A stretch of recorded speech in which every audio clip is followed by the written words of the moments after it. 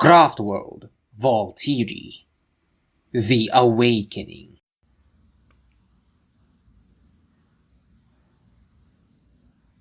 Prelude, the Star of Lileath. Lileath. Once, it was the realm of our glorious empire, our home. More than 10,000 years ago, all our kin lived there. The disciplined Craftworld Asuriani, the tribal Maidenworld Exodites, the Harlequins of Segorak's masks, and the Walkers of Damnation, the Drukari. Lair meant gift, given by the gods who shaped us. Asurian, who gave wisdom. Isha, who gave love. Vol, who gave artifice. Lileath, who gave joy. Kernos, who gave desire. Morai Heg, who gave foresight. Cain, who gave anger. And Segorak, who gave mirth. It was a prosperous heaven, a utopia that the humans could only dream of. Lands were shaped with the music to cradle all life. Flora and fauna were harmoniously adopted and chosen to support a living world of balance. The skies and the seas flowed with our dances and our music. And to and fro, inspiration of creation flowed between nature and Aeldari. The result, a paradise. Sweetest and the most succulent produce of fruit or vegetable flourished. The fattest cattle, fowls, and swine were slaughtered in the hunts. Shining towers pierced the sky with architectures and designs and shapes that shined along with the cosmos. It was truly a perfect world.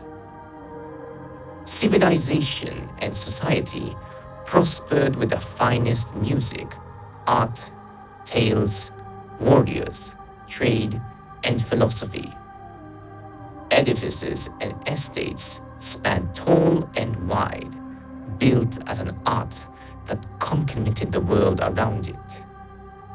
Spires reached the stars and shined along with them with runes and melodic auroras. Halls echoed with music and the verses of poetry, prose, and drama. Life grew with the living wraithbone constructs without opposition from the cosmic forces. War was almost trivial, only calling every now and then to silence our ancient enemies or to balance fate itself. The lair was so abundant, it numbed the senses. In the world of Iriathan, among its spires, the tallest one that spiraled with runes of beauty, meaning, and truth, lived Elandrin Galara, daughter of an elite artisan family. The Galaras, with 3 other siblings and parents, were renowned sculptors, vibrant painters, masterful poets, delicate runic calligraphers, and writers whose words could bend the emotions of their readers like reeds in a river. Their crafts were of legend, and such status has granted them a continent-sized commercial starship. Seeking a path unique from her siblings, she chose the path of the sage, now called the path of the seer, for she saw beauty in the hope and joy woven into the skeins of fate. Young and naive, she foresaw only happiness, meaning, and promise for her people. and overlooked the abyss of boredom creeping into their souls. Years passed. Lileath, once a haven of plenty, became an incubator of greed. The finest food and wine turned stale. Revered art became petty. Comfort became suffocating. The Aeldari wanted more, and more, and more. Cults of hedonism and ecstasy multiplied, feeding on pain, misery, and torment. One by one, the Gallara family vanished, and Elandrin's visions grew erratic and agonizing. She saw her family name, once revered, twisted into cruel satire. Lileath was decaying. Grieving, she retreated into quiet rebellion, seeking in dreams a cure for the spreading poison. If her and her path truly had merit, then she would be their salvation. Or so she felt. The Empyrean had already stirred. A ravenous entity hungered for their essence, and the sages of Morai Heg had foreseen its approach. The last of her branch, Elandrin secretly gathered her surviving kin and led them to the privately owned, continental-scale Gallara merchant fleet. There, they discovered at least 5 other clans from other worlds seeking to escape in the port of Lileath. One, a guild of industrial artisans. Another, a rival artisan house. Another, a lineage of webway engineers. And 2, devoted to Morai Heg. Elandrin and her clan of bone singers gladly helped them. Singing choruses of creation, they shaped raw wraithbone and fragments of the dying city into vessels of salvation. Craftworlds. With gratitude, the 5 clans departed. Remembering Elandrin and her people, they would later be named Imlok, Ilkaith, Luganath, Ibrasil, and Altansa. The 6th, led by Elandrin and her elderly Seal Council, kept the name Gallara. Craftworld Gallara carried the last ember of its artisan heritage. Poets, rune masters, calligraphers, painters, musicians from the different parts of Lileath, guided by the fate of salvation. They all embraced the path of the artist, seeking meaning among the stars. Elandrin found solace here, at least for a time. They built their aspect shrines as the Phoenix Lords wandered to their vessel, mustered their fleets, and sharpened their seers. They were ready for war, but not for the foretold doom. The eye of terror tore open, a wound in the void. A scream of ecstasy and agony that consumed the billions of our despaired and weeping kin and our gods. The thought that her family's souls had been devoured by she who thirsts shattered Elandrin. At the command bridge, at the sight of the one star sector of Ranathir, turned into the eye of terror. With echoes of cries of agony and ecstasy perverted that ripped across the galaxy. Elandrin and the rest of her crew wept and knelt to the floor, in devastating grief. It began with a psychic shroud of hopelessness and misery. The cloud had spread to the rest of her kin, who grieved and wailed with her as they created the abyss, spreading across the ghost halls bit by bit. Like ink through water, Galra was engulfed by a collective heartbreak that spread into a giant hive mind of sorrow, stretching larger than the Craftworld itself and into the fleets around it. Wraithbone moaned in despair and rotted agonizingly slow. Bone was fading to dust in the air as time went on. Ghost halls turned to eerie silence with the occasional screams and cries of misery and despair. People roamed soulless and aimless, slumbering and waking into this endless cycle. Warriors often fought, struck, and screamed at illusions and shadows. Enemies that were not there, and breaking down once their fury had been exhausted. The seers only saw an endless pitch black, with white threads on the skein that disappears to nothingness. Spires, once vibrant and pulsing with runes and energy, stopped. Void ships of the Galra fleet drifted idly and aimlessly. A couple had crashed into each other, were destroyed. None of the fleet nor the Craftworld noticed. Survival became their only purpose, sustaining itself only through routine and duty. Every food and drink was nothing but stale. Every moment was a step of meaninglessness, a dance where the dance had died.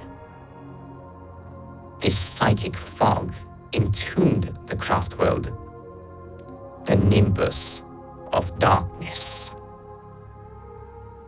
Any who drifted to its range with a human, demon, orc, Tyranid, or even Necron was trapped inside its stasis and would only see misery. The victims would only wake whence the Craftworld had moved on, without a trace where it went. Humans would describe this the dark leviathan of misery. The Harlequins would call this the dark serpent that weeps. The Asuriani would fall deaf and blind that this was their trapped kin. Slanesh's gaze turned to this Craftworld and reveled in the excess of negativity from it, delighting in it like a new fishbowl or cage to play with. She sent dreams and whispers of temptation and release, promising reunification with their lost kin and the end of their suffering forever. For 10 millennia, the Craftworld roamed the galaxy, hollow, tired, and unseen. As a seer, Elandrin drifted Galra across the void, plotting courses to its dark, cruel universe, without any notice or care for the horrors ahead. Her mind had flooded with the anguish of her people, and the beckoning of the endless void waiting to claim them. She too wanted it all to end, wanted to give in to the whispers of she who thirsts, to let their chapter of eternal suffering close. Until the skein rippled, a shockwave through fate that shook the Craftworld to its bones. Within that disturbance, like a supernova, a bright light piercing through the darkness, she glimpsed it. A a brilliant star of hope shone in the abysmal skeins of her mind, a flash of her people thriving once more. Laughter was everywhere amongst the living and dead. Life thrived as they passed. Even the other Aeldari were gathering to revel in this rapture once more. But beyond it spun a black hole, swirling with misery and despair. The very shadow that had birthed Slaanesh, and it reeked of foul stenches of rot and putrefaction.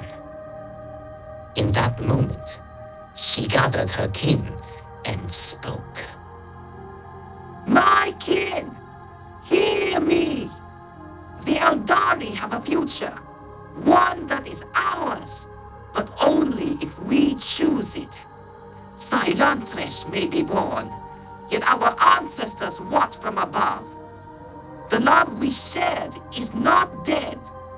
It is the light that can guide us from this misery we made our bed.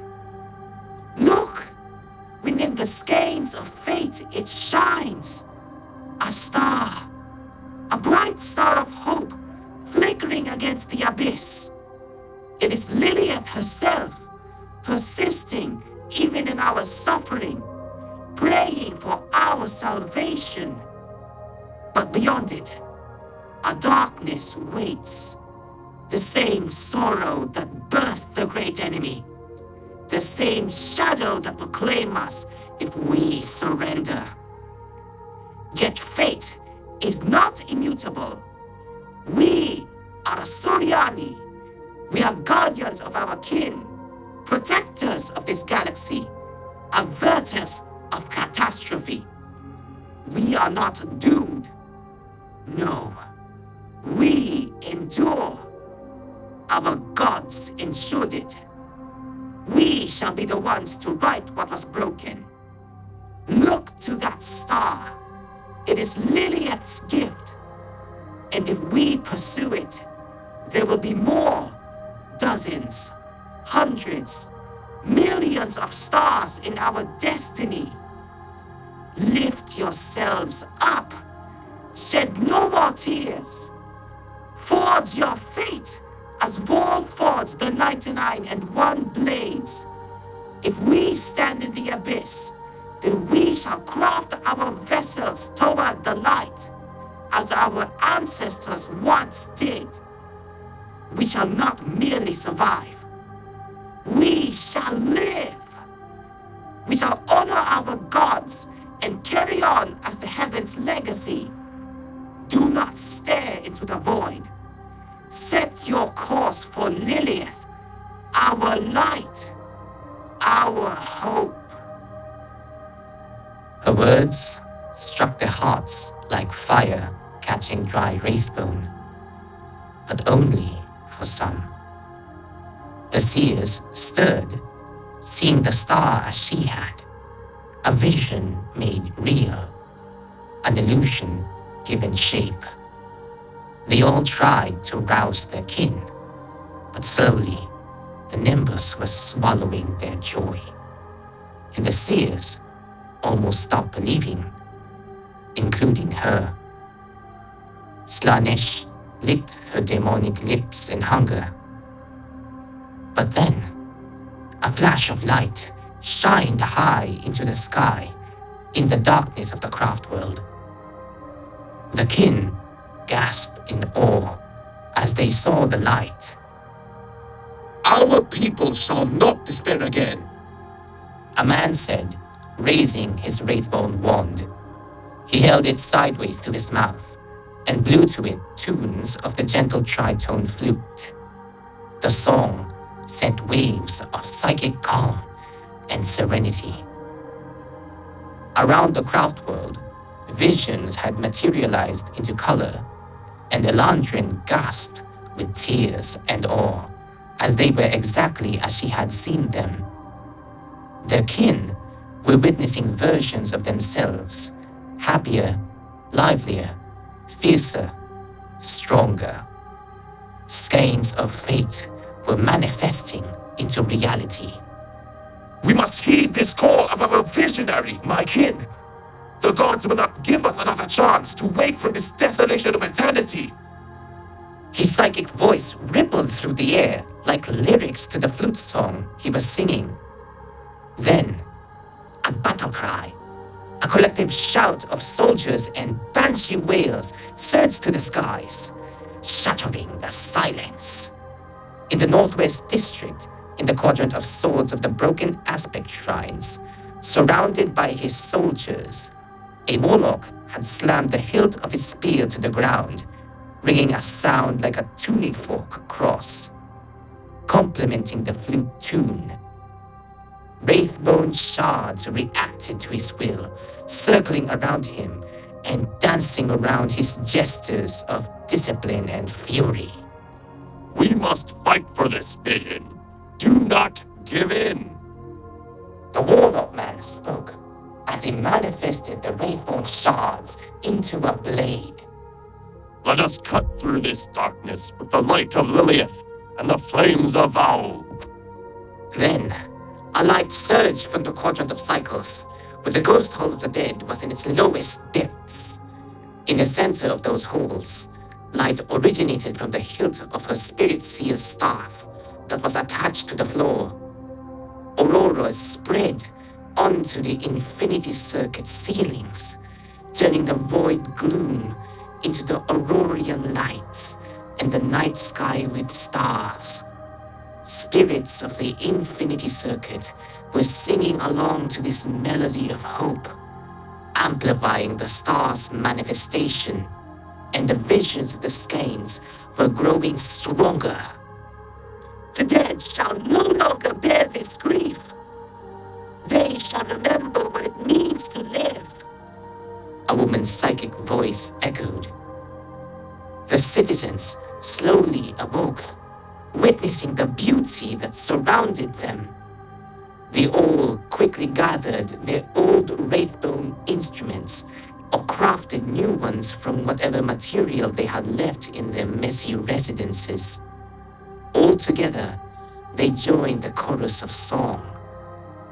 With this final piece woven into the orchestra, the Nimbus of Darkness dissipated like a star being born. It shone across the segmentum, revealing the lost Craftworld back into the universe. From the crowds, the three seers who led these songs of rallying and waking stepped forward, joining Elandrin on stage. "Take one knee, all of you," Elandrin said. In a row, all three of them kneeled. Elandrin stepped to the one with the staff that pulsed with Aurorian light. "Spirit Seer Solana of House Valeron, for bringing joy and memory to our ancestors, you shall be named the Artisan of Memory. Arise." Solana Valeron rose with gentleness and a smile. Next, Elandrin stepped to the one with the spear and the aura of Wraithbone. "Warlock Katacus of House Jarakis, for cutting through the darkness and showing potential of what our warriors can do, you shall be named the Artisan of Destruction. Arise." Katacus Jarakis stood, slamming his spear to the ground in cheer. "Temper that eagerness, and we shall lead our people to greatness." Elandrin kindly noted, and then moved on. Last, Elandrin stepped to the one with the Wraithbone wand flute in his hand. "Apprentice Seer Naylock of House Nadar, for strengthening my vision by manifesting it into illusion, into the physical world of our vision. You have created a new path. And to think all that just came from your mind and heart. You shall be named the artisan of reality, for you have shaped what is possible into reality. Your path shall be named the Warp Seer, the pride and soul of this craft world. Arise! The people cheered as they heard the last title, Warp Seer, artisan of reality. With humility, Nalok Nadar stood and waved his wand to recreate a smaller version of the star. All of you are welcome to join my council, Elandrin said with open arms. Together, we shall forge the destiny of this craft world. The trio of seers looked to each other with pride and humility for being offered such a position. If that is so, Solana turned to Elandrin. Let us name you Elandrin of House Galara. For showing us the light of Lileath, for piercing through the dark veil that has haunted us all, Katacus said. We name you Artisan of Fate, Farseer of Craftworld Galara. Nalok spoke as he waved his wand and conjured the rune of the Farseer in front of her. Elandrin gently chuckled with gratitude, but then shook her head. No, Galara was my family's name, although this vessel was mine. Her showing hand spread around the craft world and their audience. That was an eternity ago. This is our home, and we used to be the glory and joy of Lyrithal. We are artists, poets, rune masters, calligraphers, sculptors, explorers of all that is art. We should name this vessel fitting for such a society that our kin shall remember when they call us. A craft world of auteurs and opuses. The four then looked to each other for answers. Then Nalok raised his finger in aha. If I may quote, Nalok waved his wand again. The vision of Elandrin from the past appeared, and it spoke in her voice. Lift yourselves up! Shed no more tears! Forge your fate as Vor forged the 99 and 1 blades! Ah! Through Lileath, we have been given hope. through Vol we shall forge our path. Vol and Lileath. Valtirian? No. Valterie. It is settled. Pardon me. Elandrin stepped through, passing between the three, facing the audience. From this day forth, our craft world shall forge its destiny. We shall not be Galara, not the shadow of our past. No, we shall be named Valterie.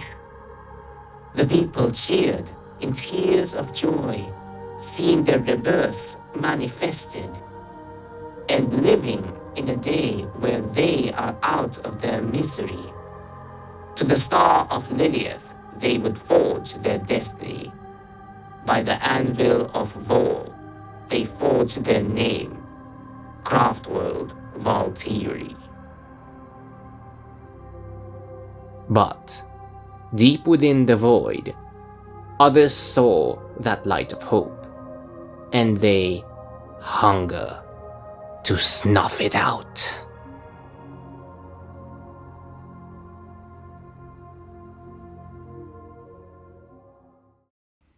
This is Kale Bishop, here to personally thank you for listening until the end of Prelude, the Star of Lileath. Voices of Elandrin Galara, Nalok Nadar, Solana Valeron, and the narrator, were done by myself, Kale Bishop. The voice of Katacus Jarakis was done by Troj5473.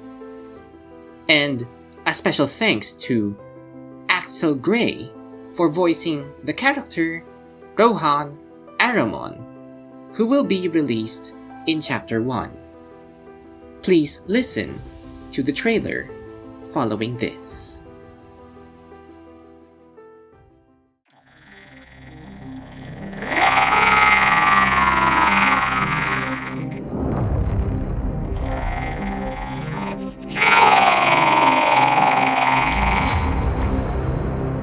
You're reckless. And you are sloppy. Get up, you dogs! You will not embarrass the Emperor on this day! The Maquia punched against us. Shields compromised. Assailants breaching the port side. Fall. Guide my hand. Formation overfilled you. We cannot fall. Not today. Not to this farce of fate. Chapter 1: The Emperor's Fist. Coming soon. If you would like to audition for Craftworld Valterie, please send your auditions to my email, kalebishop96@gmail.com. Major roles include Farseer Elandrin, Spirit Seer Solana, Autarch Tala, Autarch Zalakar, and Wraithseer Hyades. Upcoming roles will come later, with tropes including Aeldari Dreamer, Aeldari Healer, 5 Rogue Traders, Adeptus Mechanicus, Inquisitors, Imperial Navis, Space Marines, Harlequins, Exodites, and all other tropes, Warp Spiders, Fire Dragons, etc. etc. We are also looking for an audio editor for this project. Thank you so much for listening to Craftworld Valterie. See you again soon.